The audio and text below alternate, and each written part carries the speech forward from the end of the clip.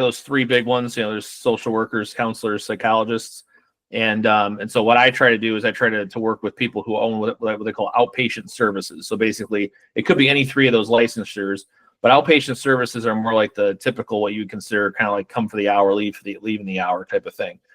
That's my background. That's kind of what I know. I haven't worked in inpatient, so I don't really know what that looks like as far as like their operations. And I don't really I'm willing to modify some of my stuff for other healthcare professionals, but because I don't know enough about their operations, I kind of wanted to stick with what I kind of knew and what my experience was.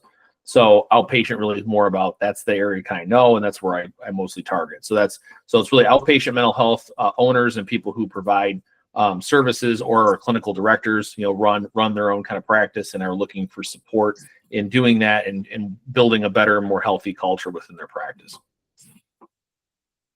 Okay.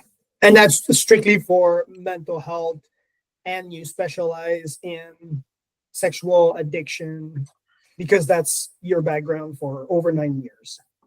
Well, no, it's the 4 years I worked with sexual addiction specifically. So I have had that background, but as a therapist for the last 9 years, I've worked as a general practitioner, more or less. So basically, I've kind of worked with all different diagnoses and ages and things like that. And then the sex addiction piece specifically, the last 4 years, so from 2020 to 2024, I worked exclusively working with pretty much that population only. And it was a variety of different ages, and it was mostly men. 95 to 98% of my caseload was working with guys. So in that period of time was much more specialized because I was what they call a certified sex addiction therapist.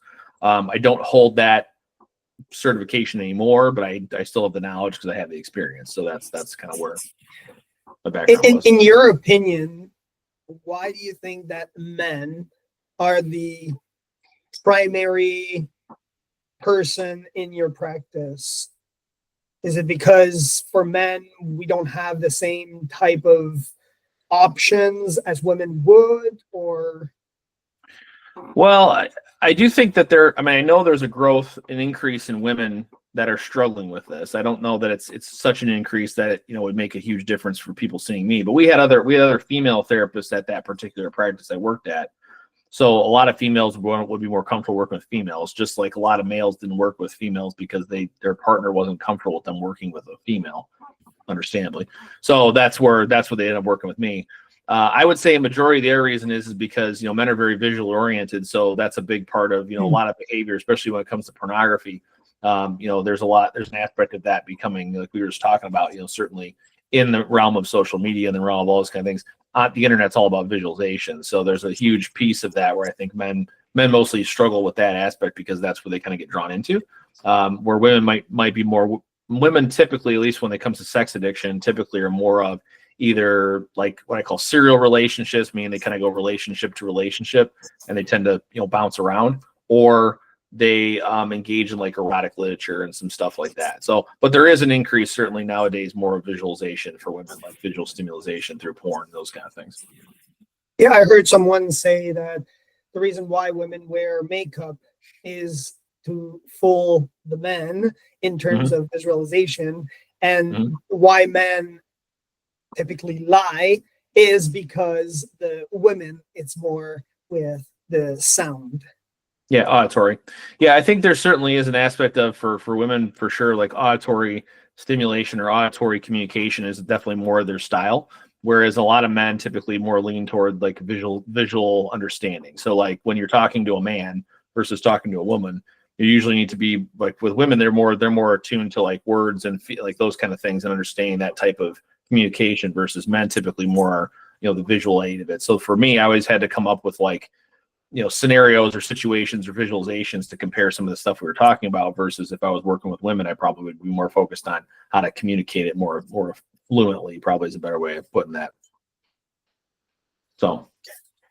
And is there a website or somewhere where people can get your services, know more about your work? Yep. Yeah. So I have a Patreon that I use that basically acts as my website, and essentially all of my materials on there, things I've either come up with, things I've been part of, people I know, everything's on there. It's patreon.com/Bloomworks. The company's called Bloomworks Concepts and Coaching. And so there's a bunch of stuff on there. So there's some worksheets you can purchase. There's all my podcasts that I do, I pretty much put on there for free. And then anything that any kind of people I know that I think are good resources, I try to share that kind of stuff on there too. So it's a pretty good website to check out. A lot of different resources on there. Okay. Because now you're a licensed person in the state. And is it only the state of Michigan where you're located, or is it throughout the states? Can other entrepreneur or professional, healthcare professional reach out to you from other states? Other healthcare professionals can reach out to me, certainly. I'm only licensed in Michigan as a professional counselor.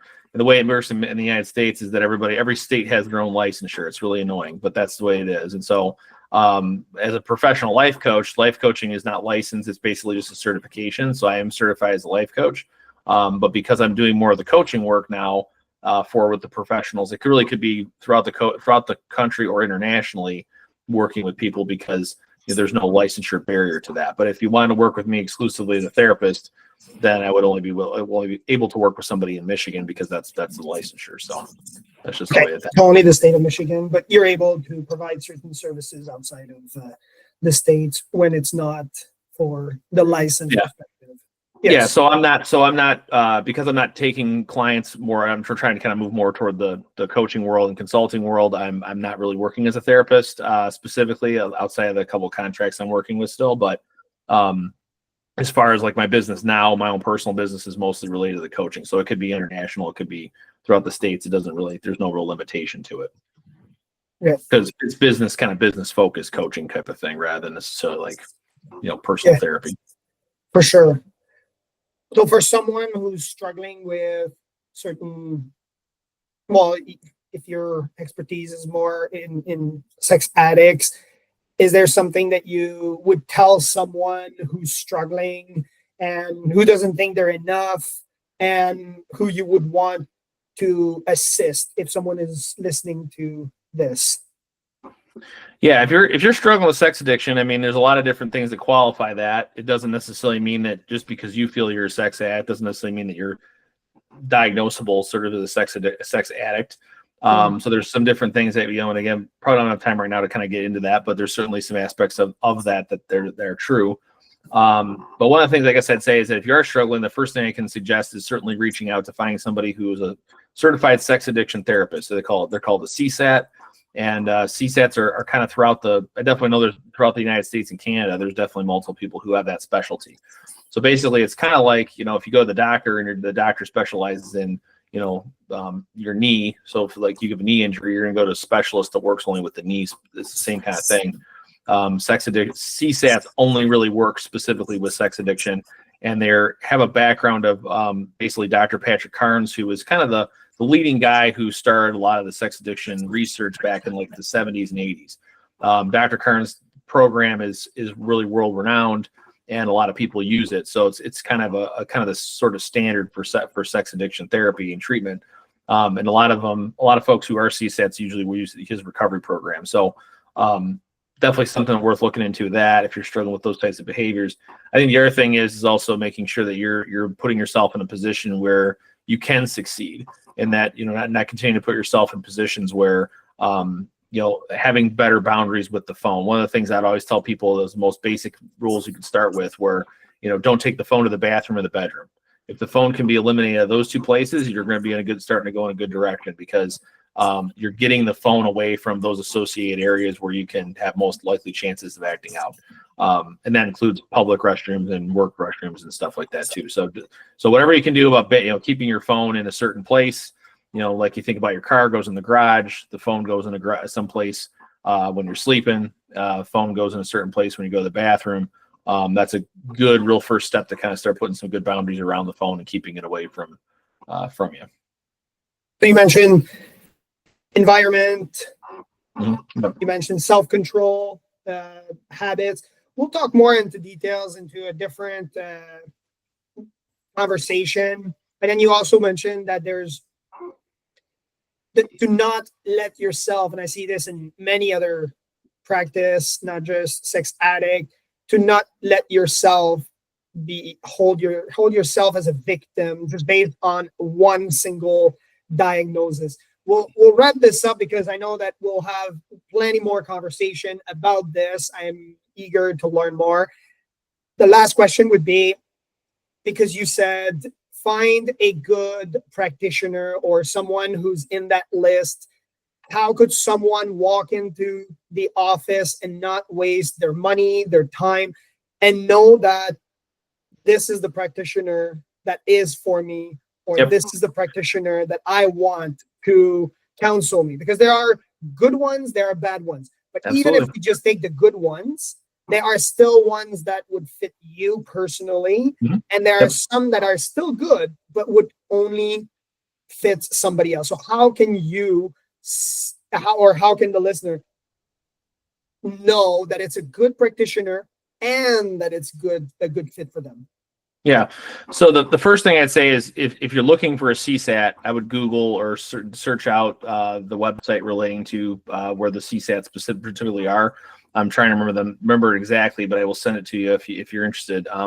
Basically, it's got the list of all the all the clinicians who are CSAT certified. There's a website with Dr. Carnes, those people who've been part of that program. So there's a list of those people. But I'd start with that. Follow that up with cross-referencing that person within a Psychology Today website. Where Psychology Today is basically a kind of like a Facebook for therapists. Basically, there's all different kinds of things. You can change filters and look for specific people with certain insurances. They see certain things. They see certain types of diagnosis, that kind of thing. So if you cross-reference those two, you kind of get a good feel for it. Is the person kind of fit your background? Do they fit what you're interested in, or what your need is? And then I think the third part of that is, again, when you schedule, before you schedule intake, maybe you request they have a consultation with the person if you're interested. We used to do, 15-minute consultations. I do one now for 30 minutes for my business now, free consultation, just to get a sense if I'm a good fit for the person, if they're a good fit for me. Again, and not just being discouraged if the first person you find doesn't work. Again, trying to find that person. Sometimes it takes 2 or 3 times before you match with somebody that you feel comfortable with. You also want to find somebody, I think, as far as CSAT goes, that has a good understanding of kind of, what are their recommendations as far as they're going to work kind of within the scope of the program? Do they have a recovery program, or do they look more at like kind of just helping you as an individual? Because there's a variety of different people who have the perspective. I mean, sometimes if the actual practice doesn't have a recovery program, they're probably going to just help you within the realm of what the recovery is about, kind of thing. Like they're just the framework, so to speak. So those are some things you could think about as you're looking for the person. It's not always easy to find the first person that's going to work for you. Sometimes it's about just, doing your due diligence and finding the person, asking the kind of questions regarding what's important for you to overcome these things. Because again, you're partnering with the therapist. You're not really there to necessarily have direct direction. At least for me, when I was a CSAT, there were certainly some things you could give people some, first couple sessions, some real direction. But once you've kind of got to that point, it's going to be a little more about kind of deeper reflective work internally, and about helping, share that with your therapist and allowing them to kind of help guide you in that. If you don't feel like they help guide you in that, then that probably is where you got to have that conversation. A lot of times I think people feel like they get uncomfortable at something in therapy, they don't bring it up, and the therapist never really has an opportunity to improve or help work with that, certain circumstance, because the client leaves. So it's really important to find somebody you feel comfortable with and you feel that you can partner with in that sense, to get to where you want to go. Okay, so less talking about yourself in the first session. A lot of people just unfold everything, and you're saying ask questions to the practitioner about their practice, about their values, what the outcome should be, and what is the program, and how strict are they at following that specific program? What are the steps? Or do they even have steps? So that you don't waste your time just unfolding your whole life story to someone that might not fit in the long run, and just waste your money. I mean, we're trying to save people money and time so that they can recover. Is that right? What I'm hearing? To talk less, essentially. Yeah, certainly be intentional with what you're trying to search out, because I think the more you do just kind of this, like just kind of verbally let everything out, I think, which is a good thing sometimes, and that is helpful for people. But if you do that, it's getting very hard to kind of navigate and sort through what is really going on here. If you have more of a structure of, hey, what are some of your own, it's okay to ask the therapist typically, what's their background, what's some things that they have, what's their perspective. They're a Christian. specifically therapists, they'll usually have that as part of their marketing or something that they put on their website or on their Psychology a Day. So you'll kind of get a sense of whether or not they're a believer or not, if that's important. If it isn't, then certainly if it's somebody who you don't want to work with, then that kind of eliminates that in that sense. So it's about trying to find the person who you're going to feel comfortable with in that partnership. And I think also being able to share with them, like, hey, like, I kind of want to know a little bit about kind of what the end goal here is. And they may say, well, what is your goal? What's something you want to get to? And then you have to be able to know how to be able to answer some of those things too. So it's not just about all their answers, particularly. It also knows about what do you want to see. Like if you want to overcome this behavior, like let's say it's pornography, for example, you want to overcome pornography. Overcoming pornography is not just about stopping behavior. It's also about increasing it in your life and other areas. It's about becoming stronger in other parts of your life that maybe are being neglected. So if I was to stop pornography, what parts of my life get better on other areas? Do I become more active in the gym? Do I become more active in my community? Do I become more active in my church? Those are some examples of like what's going to become better just because I stop my porn use, as an example. Okay. All right. So we'll have plenty more conversations, a lot more details about all of these topics. I'm looking forward to learning more from what you do. And I encourage people to look up your website and